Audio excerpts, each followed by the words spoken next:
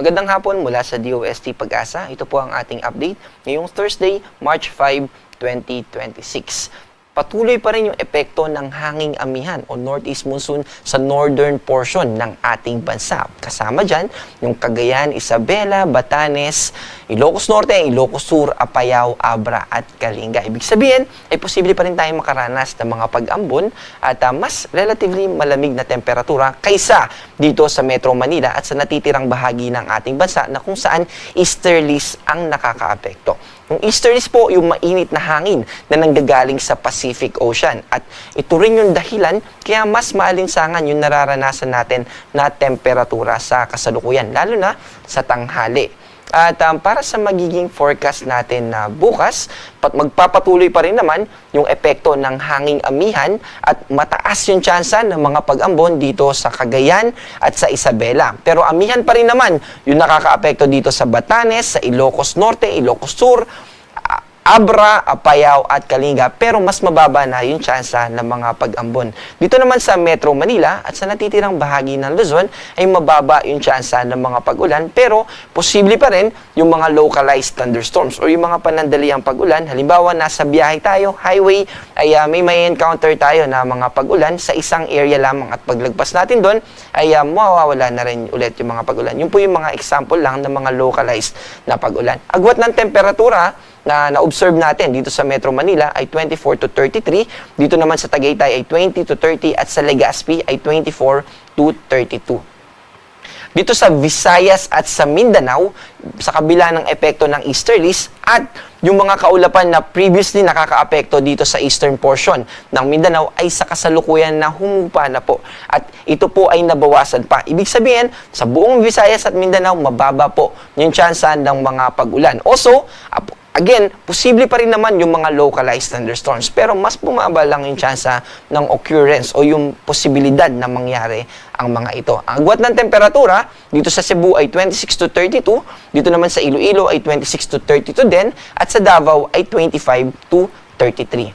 Wala po tayong nakataas na gale warning sa kasalukuyan, pero ang pinakamataas na posible natin na ma-encounter na taas ng alon ay hanggang 2.5 meters. Dito po yan sa northern Luzon, yung seaboards natin dyan. At para sa susunod na 3 araw, simula Saturday hanggang Monday, yung weather condition na nararanasan natin dito sa Metro Manila, sa Baguio at Legazpi, particularly sa malaking bahagi ng Luzon, mananatili yung impluwensya ng easterlies hanggang Sabado.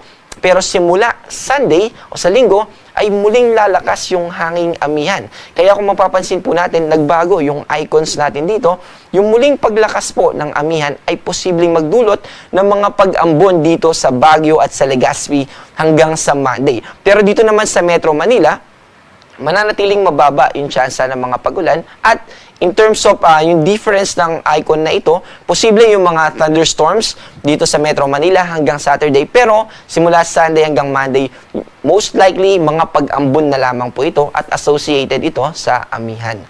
Dito sa Visayas, particular na sa Metro Cebu, Iloilo at Tacloban, mananatili yung impluwensya ng easterlies. Pero dito sa Tacloban City, by Monday, dahil po sa paglakas ng amihan, yung paglakas po ng amihan pababa hanggang sa Visayas at yung pananatili ng easterlies, ito po yung characteristic para mag-form yung shear line. Yung salubungan ng hangin na yan ay magdudulot ng mga kaulapan na posibleng magdulot ng mga pag-ulan. Kaya naman po dito sa Tacloban, by Monday, ay magiging maulap ang ating kalangitan at magiging mas mataas yung tsansa ng pag-ulan.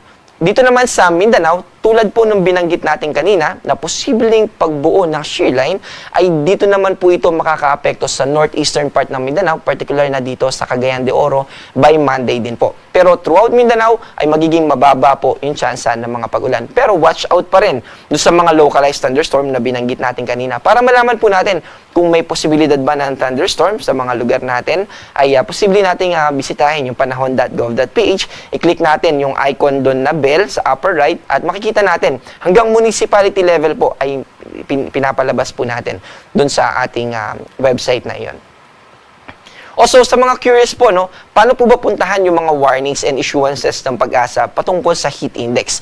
Pag pumunta po tayo sa pag-asa.dost.gov.ph ay ganito po yung lalabas na options o yung tab natin. So, i-click lang po natin itong weather na tab and then piliin natin itong heat index na tab at ito po yung lalabas na itsura. Unang-una po dyan sa page na ito ay yung table. So, itong table na ito po yung iba't ibang stations natin sa ating sa buong bansa, yung mga synoptic and agromet stations natin or yung mga stations natin sa pag-asa. At ito pong limang column na ito po yung nagpapakita ng heat index na pinakamataas na na-observe natin for the past 5 days na nakalipas na 5 araw. At itong dalawang nahuhuling column na ito po yung forecast natin sa susunod naman na 2 araw. Also, meron din tayo ng mga graphical information. Halimbawa, ay gusto natin na makita ng mabilisan, saan ba may posibilidad na umabot ng danger level. Dito po, no? Dito sa Coron station natin ay posibleng umabot ng hanggang danger level, hanggang 42 degrees Celsius yung ating heat index forecast for day 1 and day 2. Ito naman po yung as of March 4.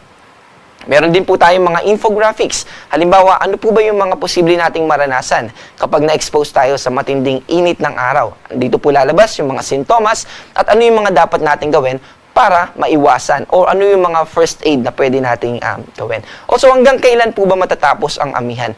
Yung amihan po, last year ay nagtapos second half po ng March at malaki yung posibilidad na sa second half din po ng March this year mag-end yung hanging amihan. Although binanggit natin kanina na posibleng may surge pa o may muling paglakas yung amihan next week, pero malaki po yung posibilidad na third week or fourth week po ay posibleng magte-terminate na o mag-end na yung impluwensya ng amihan and eventually ay papasok na po tayo sa warm and dry season natin. Ang ating araw ay lulubog mamayang 6:05 PM at muling sisikat bukas sa ganap na 6:10 ng umaga. Stay hydrated and stay safe. Ako po si John Manalo. Mag-ingat po tayo.